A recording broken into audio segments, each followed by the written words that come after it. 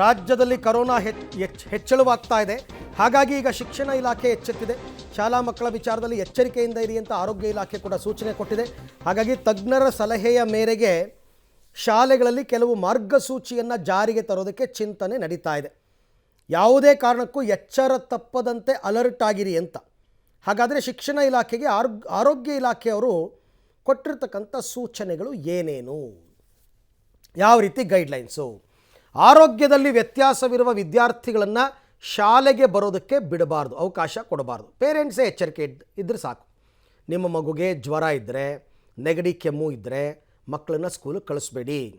ವಿದ್ಯಾರ್ಥಿಗೆ ರೋಗ ಲಕ್ಷಣ ಇದ್ದರೆ ಕೂಡಲೇ ಕೋವಿಡ್ ಟೆಸ್ಟ್ ಮಾಡಿಸ್ಬೇಕು. ಒಂದು ವೇಳೆ ಸ್ಕೂಲ್ನಲ್ಲಿ ಏನಾದರೂ ಆ ಥರ ಕಾಣಿಸ್ಕೊಂಡ್ರೆ ಕೋವಿಡ್ ಟೆಸ್ಟ್ ಮಾಡಿಸಿ, ತಪ್ಪೇನೂ ಇಲ್ಲ. ಇನ್ನು ಶಿಕ್ಷಕರು ಸಿಬ್ಬಂದಿಗೆ ಆರೋಗ್ಯ ವ್ಯತ್ಯಾಸ ಆದರೆ ಅವ್ರಿಗೂ ಶಾಲೆಗೆ ಬರೋದಕ್ಕೆ ಅವಕಾಶ ಕೊಡಬಾರ್ದು ಅಂತ ಹೇಳಿದ್ದಾರೆ.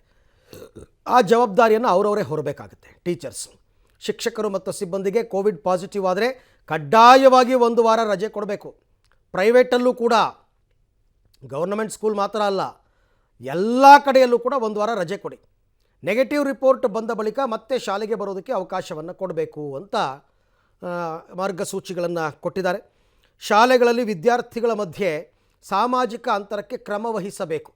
ಅಂದರೆ ಮೊದಲು ಮಾಡ್ತಾ ಇದ್ರಲ್ಲ, ಒಂದು ಬೆಂಚಿಗೆ ಇಬ್ಬಿಬ್ಬರು ಕೂರಿಸ್ತಾ ಇದ್ರಲ್ಲ, ಈ ಎಕ್ಸಾಮಲ್ಲಿ ಕೂರಿಸ್ತಾರಲ್ಲ ಹಾಗೆ. ಶಾಲಾ ವಾಹನಗಳಲ್ಲಿ ಸಾಮಾಜಿಕ ಅಂತರ, ಸ್ವಚ್ಛತೆಯ ಬಗ್ಗೆ ಜಾಗರೂಕತೆ ವಹಿಸಬೇಕು. ಸ್ಕೂಲ್ ವೆಹಿಕಲ್ ಆದರೆ ಸ್ಯಾನಿಟೈಸ್ ಮಾಡಿ, ಒಳಗಡೆ ಎಲ್ಲ ಮಕ್ಕಳನ್ನ ದೂರಕ್ಕೆ ಕೂತ್ಕೊಳ್ಳೋಕೆ ಹೇಳಿ. ವಿದ್ಯಾರ್ಥಿಗಳು, ಶಿಕ್ಷಕರು, ಸಿಬ್ಬಂದಿಗೆ ಮಾಸ್ಕ್ ಹಾಕೋ ಬಗ್ಗೆ ಜಾಗೃತಿಯನ್ನು ಮೂಡಿಸಬೇಕು.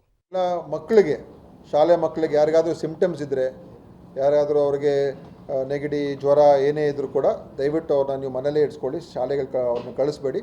ಅವ್ರನ್ನ ವಾಚ್ ಮಾಡಿ, ಅವ್ರನ್ನ ಬೇಕಾದ್ರೆ ನೀವು ಟೆಸ್ಟು ಕೂಡ ಮಾಡಿಸ್ಕೋಬೋದು, ಕೋವಿಡ್ ಟೆಸ್ಟು ಮಾಡಿ. ಬಟ್ ಎಲ್ಲ ಶಾಲೆ ಮಕ್ಕಳನ್ನ ನೀವು ಶಾಲೆಗೆ ಕಳಿಸ್ಬೇಡಿ.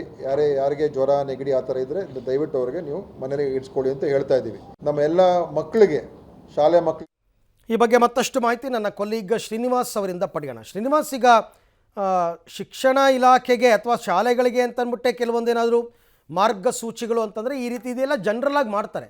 ಬಟ್ ಪ್ರೈವೇಟ್ ಸ್ಕೂಲ್ನಲ್ಲಿ ಹಾಗೂ ಹೀಗೂ ಎಚ್ಚರಿಕೆ ತಗೋತಾರೆ. ಗೌರ್ನಮೆಂಟ್ ಸ್ಕೂಲ್ದೇ ಸ್ವಲ್ಪ ಕಷ್ಟ, ಯಾಕೆಂದರೆ ಈ ಹಿಂದೆ ಎಲ್ಲ ನಾವು ನೋಡಿದ್ದೀವಿ ಅಲ್ವಾ ಇದನ್ನು? ಅರವಿಂದ್, ಹೌದು. ನಿನ್ನೆ ಕ್ಯಾಬಿನೆಟ್ನ ಸಬ್ ಕಮಿಟಿ ಏನು ಸಭೆಯನ್ನು ಮಾಡ್ತು, ತಾಂತ್ರಿಕ ಸಲಹಾ ಸಮಿತಿಯ ಸದಸ್ಯರು ಕೂಡ ಇದ್ರು. ಸೊ ನಿನ್ನೆಯ ಸಭೆಯಲ್ಲಿ ಸೂಕ್ಷ್ಮವಾಗಿ ಶಾಲೆಗಳ ಬಗ್ಗೆ ಕೇರ್ಫುಲ್ ಆಗಬೇಕು ಅನ್ನುವಂತಹ ಸಂದೇಶವನ್ನ, ಸೂಚನೆಯನ್ನ ತಜ್ಞರು ಕೊಟ್ಟಿರೋದ್ರಿಂದ ಆರೋಗ್ಯ ಇಲಾಖೆ ಕೂಡ ಶಿಕ್ಷಣ ಇಲಾಖೆಗೆ ಒಂದಿಷ್ಟು ಮಾರ್ಗಸೂಚಿಗಳನ್ನ ಪ್ರಾರಂಭಿಕ ಹಂತದಲ್ಲಿ ತರಬೇಕು ಅನ್ನುವಂಥದ್ದನ್ನ ಶಿಕ್ಷಣ ಇಲಾಖೆಗೆ ಆರೋಗ್ಯ ಇಲಾಖೆ ಹೇಳಿದೆ. ಹಾಗಾಗಿ ನಾವೀಗ ಹೇಳಿದಂಥದ್ದು ಅಂದ್ರೆ ಆರೋಗ್ಯದಲ್ಲಿ ವ್ಯತ್ಯಾಸ ಇರುವಂತಹ ವಿದ್ಯಾರ್ಥಿಗಳನ್ನ ಶಾಲೆಗೆ ಬರಲಿಕ್ಕೆ ಬಿಡಬಾರ್ದು. ಮತ್ತೆ ಅವ್ರಿಗೇನಾದ್ರೂ ಸಿಂಪ್ಟಮ್ಸ್ ಇದ್ರೆ ಅವ್ರಿಗೆ ಕರೋನಾ ಟೆಸ್ಟ್ ಮಾಡಿಸ್ಬೇಕು ಅನ್ನುವಂತಹ ಸೂಚನೆಯನ್ನ ಆರೋಗ್ಯ ಇಲಾಖೆ ಕೊಡ್ತಿದೆ. ಬಹುಶಃ ಇನ್ನೊಂದು 2-3 ದಿನದಲ್ಲಿ ಶಿಕ್ಷಣ ಇಲಾಖೆಯ ಮೂಲಕ ಅದನ್ನ ಎಲ್ಲ DDPIಗಳು, BOಗಳಿಗೆ ಮಾರ್ಗಸೂಚಿಗಳನ್ನ ಪ್ರಕಟ ಮಾಡಬಹುದು. ಇನ್ನೊಂದು ಪ್ರಮುಖವಾಗಿ ಸಿಬ್ಬಂದಿಗಳು ಮತ್ತೆ ಟೀಚರ್ಸ್ಗೆ ಏನಾದರೂ ಸಿಂಪ್ಟಮ್ಸ್ ಇದ್ರೆ ಅವ್ರಿಗೂ ಕೂಡ ಟೆಸ್ಟ್ ಮಾಡಿಸಬೇಕು. ಅದೇ ರೀತಿಯಾಗಿ 1 ವಾರಗಳ ಕಾಲ, ನಿನ್ನೆ ಸಚಿವರು ಕೂಡ ಹೇಳಿದ್ರು, ಯಾರಿಗೆ ಕರೋನಾ ಬಂದ್ರು ಕೂಡ 1 ವಾರಗಳ ಕಾಲ ಅವರಿಗೆ ಕಡ್ಡಾಯವಾಗಿ ರಜೆಯನ್ನು ಕೊಡಬೇಕು. ಅದಾದ್ಮೇಲೆ ನೆಗೆಟಿವ್ ಬಂದ ಮೇಲೆ ಮತ್ತೆ ವಾಪಸ್ ಕರ್ಕೊಳ್ಬೇಕು ಅನ್ನುವಂಥದ್ದು. ಶಿಕ್ಷಣ ಇಲಾಖೆಯಲ್ಲೂ ಕೂಡ ಇದೇ ನಿಯಮಗಳನ್ನ ಅನುಸರಿಸಬೇಕು ಅನ್ನುವಂಥದ್ದನ್ನ, ಮಾರ್ಗಸೂಚಿಗಳನ್ನ ಆರೋಗ್ಯ ಇಲಾಖೆ ಸೂಚನೆಯನ್ನ ಕೊಟ್ಟಿದೆ. ನೀವು ಹೇಳಿದಾಗೆ ಹೌದು, ಸರ್ಕಾರಿ ಶಾಲೆಗಳಲ್ಲೇ ಪ್ರಮುಖವಾಗಿ ಇದನ್ನ ಅನ್ವಯ ಮಾಡುವಂಥದ್ದು ಪ್ರಮುಖವಾಗಿರುತ್ತೆ. ಹಾಗಾಗಿನೇ ಶಿಕ್ಷಣ ಇಲಾಖೆ ಕೂಡ ಆರೋಗ್ಯ ಇಲಾಖೆಯ ಸಹಕಾರದೊಂದಿಗೆ ಈಗಾಗಲೇ DDPIಗಳು ಮತ್ತೆ BOಗಳಿಗೆ ಸೂಕ್ಷ್ಮವಾದಂತಹ ಸಂದೇಶವನ್ನ ಶಿಕ್ಷಣ ಇಲಾಖೆ ಕೊಟ್ಟಿದೆ. ಅಂದ್ರೆ ನಿಯಮಗಳನ್ನ ಜಾರಿ ಮಾಡಬೇಕು. ಯಾಕಂದ್ರೆ ಸರ್ಕಾರ ಯಾವುದೇ ಒಂದು ಅಧಿಕೃತವಾದಂತಹ ಮಾರ್ಗಸೂಚಿಗಳನ್ನ ಪ್ರಕಟ ಮಾಡಿಲ್ಲ ಶಾಲೆಗಳ ವಿಚಾರವಾಗಿ.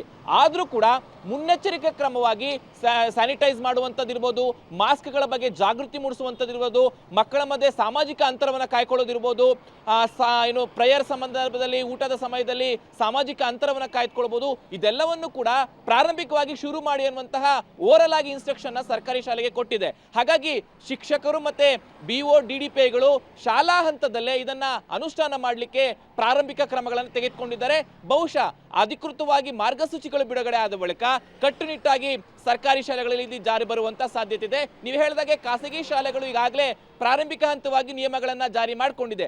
ಸರ್ಕಾರಿ ಶಾಲೆಯಲ್ಲಿ ಇದು ದೊಡ್ಡ ರಿಸ್ಕಿನ ಕೆಲಸ ಆದ್ರೂ ಕೂಡ ಸರ್ಕಾರ ಮತ್ತೆ ಶಿಕ್ಷಣ ಇಲಾಖೆ ಮಾರ್ಗಸೂಚಿಯ ಮೇಲೆಗೆ ಬಹುಶಃ ಮಾರ್ಗಸೂಚಿ ರಿಲೀಸ್ ಆದ್ಮೇಲೆ ಬಹುಶಃ ಶಾಲೆಗಳಲ್ಲಿ ಇದು ಕಟ್ಟುನಿಟ್ಟಾಗಿ ಅನುಷ್ಠಾನ ಆಗುವಂತಹ ಸಾಧ್ಯತೆ ಇದೆ. Aravind. Okay Srinivas, thank you ತಮ್ಮ ಎಲ್ಲ ಮಾಹಿತಿಗಾಗಿ. ಪ್ರೈವೇಟ್ ಸ್ಕೂಲ್ಗಳಲ್ಲಿ ಪೇರೆಂಟ್ಸು ಸ್ಕೂಲವ್ರನ್ನ ಪ್ರಶ್ನೆ ಮಾಡ್ತಾರೆ, ನೀವೇನು ಕ್ರಮ ತೊಗೊಂಡಿದ್ದೀರಾ, ಏನು ಎತ್ತ ಅಂತ. ಯಾಕೆಂದರೆ ಲಕ್ಷಾಂತರ ರೂಪಾಯಿ ಫೀಸ್ ಕಟ್ತಾರೆ. ಆದರೆ ಗೌರ್ನಮೆಂಟ್ ಸ್ಕೂಲ್ಗಳಲ್ಲಿ ಪಾಪ ಸ್ವಲ್ಪ ಇದನ್ನು ಹುಷಾರಾಗಿ ನೋಡ್ಕೋಬೇಕಾಗತ್ತೆ.